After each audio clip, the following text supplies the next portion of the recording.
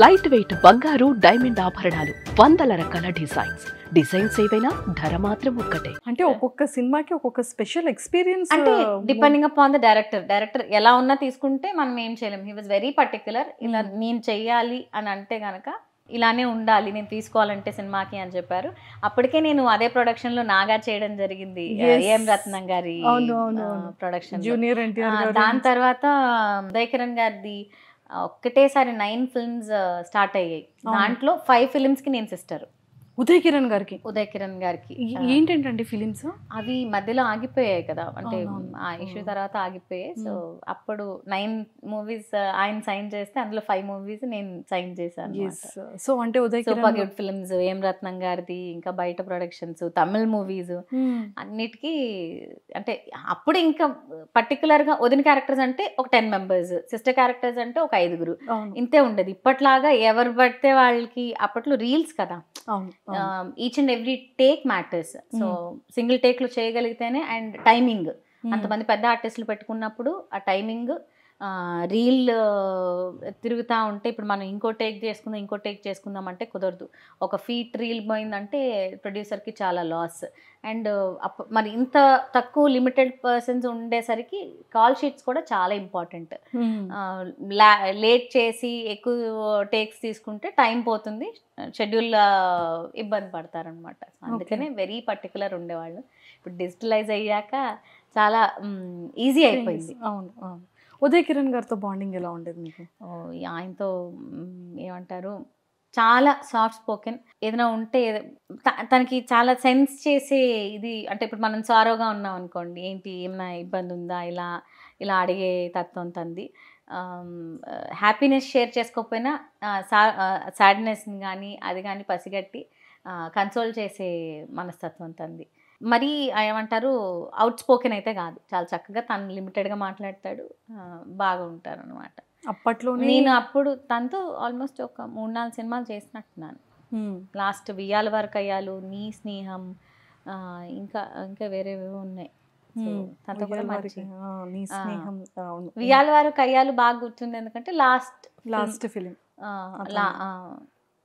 So no more అనగానే మీకు ఆ టైం చాలా, ఆ రోజంతా అసలు ఎందుకు, ఏమై ఉంటుంది, అంటే అసలు ఆ రోజు ఎంత ఫీల్ అయితే అలా చేసుకుంటాడు అని చెప్పేసి చాలా థాట్స్ వస్తాయి కదా, అలా డిస్టర్బ్ అవ్వడం అయితే జరిగింది. చాలా మంచి మనిషి. ఇప్పటికీ కూడా తన సాంగ్స్, తన బర్త్డే డే వచ్చినా కూడా ఇప్పటికీ రీల్స్ తనవే వస్తూ ఉంటాయి. నేను ఎప్పుడు చాలా సర్ప్రైజింగ్గా, కొంతమంది అలా ఉన్నా లేకపోయినా మా ప్రజల మనసులో, ఆడియన్స్ మనసులో అలా కేసి వెళ్ళిపోతారు కదా. He's such person. సుదీప గారు ఎమోషన్ లేదు, హీస్ సో స్వీట్ అండి. అంటే అసలు అలా ఎందుకు జరిగిందో కూడా పర్సనల్గా తెలియదు కాబట్టి ఎవరి ఇష్యూస్ వాళ్ళకు ఉంటాయి. కాకపోతే నో మోర్ అనేది తీసుకోవడం చాలా కష్టం. అవును. అండ్ అంత మంచి మనిషి. అండ్ ప్రభాస్ గారితో చేశారు కదా. ప్రభాస్ గారు అంటే చాలా ఇష్టమా మీకు? ఇష్టం లేకుండా, ఒకళ్ళు ఇష్టం లేకుండా అలా లేదు, కానీ ఆయన ఏమంటారు, ఏ ఫిల్టర్స్ లేకుండా ఉండే మనిషి ప్రభాస్ గారు. సిగ్గు అని అంటే బయటకు కొంచెం నార్మల్గా కనిపిస్తారు కానీ అల్లరి బాగా చేస్తారు, కానీ కొంతమందికే తెలుస్తుంది, అది వెరీ క్లోజ్ సర్కిల్కి తెలుస్తుంది. మిస్టర్ పర్ఫెక్ట్ అప్పుడు బాగుండేవారు. కాజల్ అగర్వాల్ గారు. నాకు ఆయన అనగానే నవ్వు, అంటే ఇష్టంతో కాదు, ఆయన పక్కన నన్ను మ్యాచ్ చేయడానికి, బికాజ్ నేను ఇంతే ఉండదాన్ని, ఆయన 6 పైన కదా. సో ఒక పెద్ద స్టూల్ వేసి దాని మీద నేను నించొని, నేను చెవులో డైలాగ్ చెప్పాలి ఆయనకి. సో ఇలా పక్కకి పిలిచి చెవులో డైలాగ్ చెప్పడానికి కింద ఇంత పెద్ద స్టూల్ వేసి దాన్ని మ్యాచ్ చేశారనమాట. Oh my god. అదే అనుకున్నాను, హీరోయిన్స్ పరిస్థితి ఏంటరా నాయన. ఓకే, అందుకే మీకు ఫస్ట్ ప్రభాస్ గారు అనగానే ఆ సిచ్యువేషన్ గుర్తొస్తుంది. ఆ స్టూల్స్ పర్టికులర్ గా షూటింగ్ టైంలో ఇంత బాక్సెస్, యాపిల్ బాక్స్లు అంటే ఈ సైజ్ ఉంటాయి, దానిపైన నిలబడతారు. దానికి పైన మేము వేసుకునే హీల్, అది కూడా ఆయనకి సరిపోలేదు. అందుకని ఆయనకి ఇంకెవరు, రవిబాబు గారు కానీ ఇలా ఎవరితోనే చేస్తే ఇంత పెద్ద పెద్ద స్టూల్స్, 1 feet 2 feet స్టూల్స్ ఉంటాయి కదా, 1 feet స్టూల్ అయితే ఒక అడుగు మ్యాచ్ చేయాల్సిందే మరి 6 పైన వాళ్ళకి. అయ్యయ్యో! ఓకే. అండ్ పవన్ కళ్యాణ్ గారితో చేశారు 'గుడుంబ శంకర్' కదా. సో పవన్ కళ్యాణ్ గారు అంటేనే ఓ మై గాడ్, అసలు జనాల్లో ఆ హ్యాపీనెస్, అతని పేరు వింటే చాలు. అవును కదా. అవును. అండ్ అతనితో మీరు స్క్రీన్ షేర్ చేసుకున్నారు.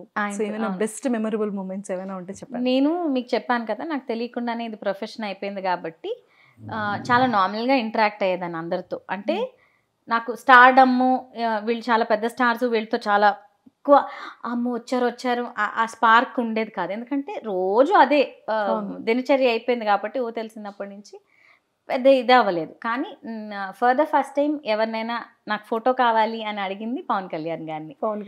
ఆయనతో ఫోటో ఉంటుంది నాది. మిగతా అన్నీ కూడా షూటింగ్లో టైంలో తీసినవి తప్ప వెళ్ళి పర్సనల్గా అడిగింది లేదు. Okay. So till date. So మీకు స్పెషల్ ఫేవరెట్ ఎవరైనా ఉన్నారా?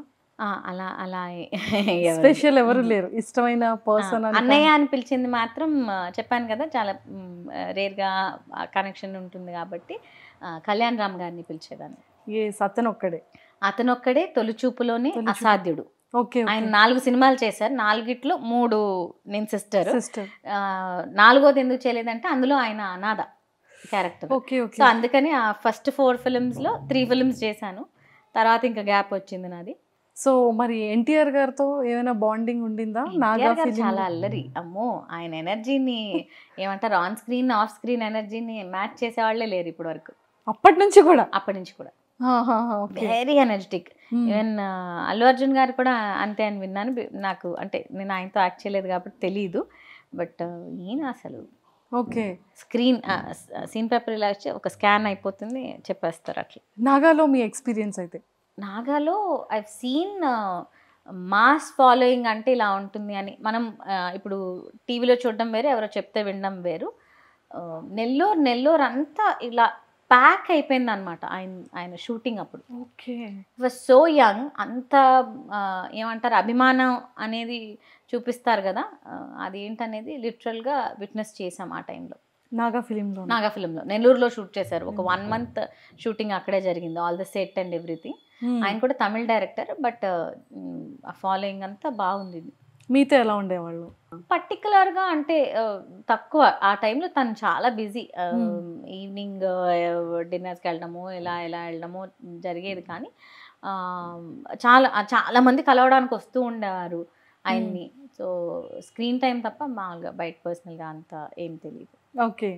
అండ్ కళ్యాణ్ రామ్ గారితో అయితే మాత్రం మంచి, కళ్యాణ్ అన్నతో అయితే కొంచెం అంటే ఫోన్ మాట్లాడుకునే అంత చనువు ఉండింది. తర్వాత అలా గ్యాప్ వచ్చింది. ఇప్పుడు బింబిసారా హిట్ అయింది, బాగుండింది. అసలు బింబిసారా చాలా కొత్తగా కనిపించారు, చాలా బాగా కనిపించారు. ఒక్కొక్క సైడ్ కార్నర్ షేడ్స్ లో చూస్తే జూనియర్ ఎన్టీఆర్ గారు హెయిర్ కట్ ఇదంతా కూడా ఒక్కసారి జూనియర్ ఎన్టీఆర్ గారా అని అనిపించేది. అన్నయ్య కదా మరి. ఒక 2 or 3 scenes లో అట్లా. బట్ చాలా డిఫరెంట్ అండ్ యూనిక్ ఫిలిం అది బింబిసారా కూడా. చోటా గారి ఇంపాక్ట్ చాలా ఉంది. ఎస్. అండ్ ఇంకా ఇప్పుడు హీరోస్ లో మీరు ఎవరిని మిస్, అంటే ఎవరితో ఇంకా మీరు చేయలేదు? అల్లు అర్జున్ గారు చేయలా, మహేష్ బాబు గారు చేయలా. అయ్యో. మహేష్ బాబు గారిది కూడా చేయలేదు నేను. నాగార్జున గారిది ఒకటి చెప్పాను. చిరంజీవి గారితో కూడా స్టాలిన్ లో చేశాను కదా. అండ్ అప్పుడు చిరంజీవి మెగాస్టార్ గారు అంటే అప్పటి నుంచి ఇప్పటికీ మెగాస్టార్. అప్పుడు మీరు ఎలా రియాక్ట్ అయ్యారు? అతని ఫిలింలో మీరు చేస్తారనేటప్పుడు కన్ఫర్మ్ అయిన తర్వాత రియాక్షన్ ఏమి ఉండేది కాదండి, ఫ్రాంక్లీ స్పీకింగ్. డేట్స్ అడ్జస్ట్ అయితే ఇంకా షెడ్యూల్ ఫిక్స్ అయిపోతే స్కూల్కి వెళ్ళేదాన్ని, అలాగే వెళ్ళిపోయేదాన్ని అంతే. ఇందులో రావాలి అందులో రావాలని ప్రయత్నించింది లేదు. ఈ రోజు వరకు కూడా నాకు ఈ అవకాశం ఇవ్వండి అని అడిగింది లేదు.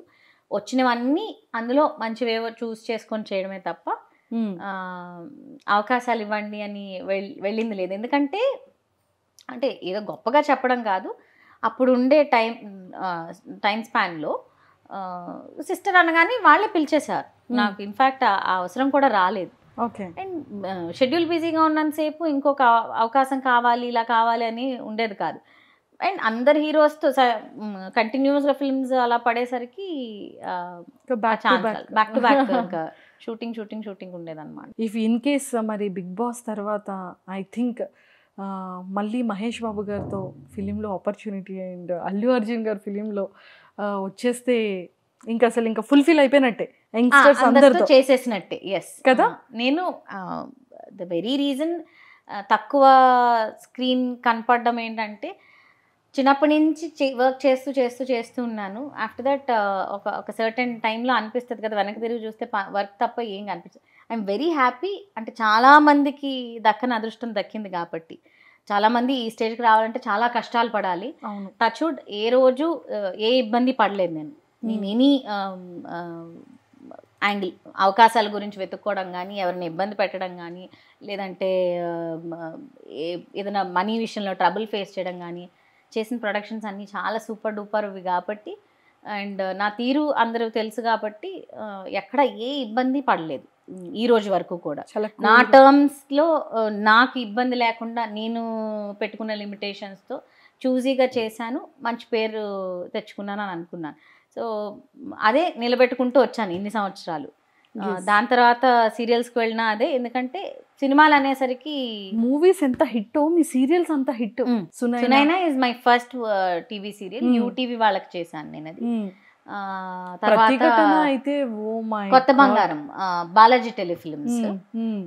ప్రతిఘటన వచ్చి చెన్నై వాళ్ళది, విజన్ టైమ్స్ వాళ్ళదే, కానీ ఇక్కడ కిరణ్ గారు చూసుకుంటారు, అది వాళ్ళది. పవిత్ర క్యారెక్టర్. సో పవిత్ర క్యారెక్టర్ కూడా అది ఛాలెంజింగ్. అప్పటి వరకు నేను చాలా సాఫ్ట్ ఏడ్చే రోల్స్ చేశాను. దేవర్ కొంచెం స్కెప్టికల్ ఉండేది, అంటే చేయగలదా ఇలా అదేది అని చెప్పేసి. అంతకుముందు మావి చిగురులో చేసిన డైరెక్టర్ ఆ ప్రాజెక్ట్కి చేశారనమాట, అన్వర్ గారని. ఆయన లేదు మేడం గురించి మీకు తెలీదు, షీ క్యాన్ హ్యాండిల్ ఇట్, బయట ఆవిడ అలానే ఉంటుంది రఫ్ అండ్ టఫ్గా అని చెప్పేసి. అంటే అంత ఏమంటారు, అది చాలా స్టబర్న్గా చేయాల్సింది, చాలా గట్టిగా పోర్ట్రే చేయాల్సిన రోల్ అనమాట. సో అందుకని కొంచెం అంటే సాఫ్ట్ అనుకున్నారు కదా, మరి ఇది క్యారీ చేయగలరా అనేది వాళ్ళకి కొంచెం డౌట్ ఉన్నా కూడా ముందుకు వెళ్ళడం జరిగింది. So it was a big hit. నిజంగానే అండి, అది 2016 టు ఐ థింక్ 2019 జరిగింది. అసలు 5 సార్లు చచ్చిపోయి 5 సార్లు బతికా. నేనే అమ్మ, నేనే కూతురు, నేనే మళ్ళీ అమ్మ. అసలు అంటే ఏ విధంగా అయినా సరే పవిత్ర ఉండాలి. అసలు దానికి మెయిన్ మీరే. అవును అవును. అసలు ఫ్యామిలీ ఆడియన్స్ నిజంగా అది అట్లా చూసేవాళ్ళు.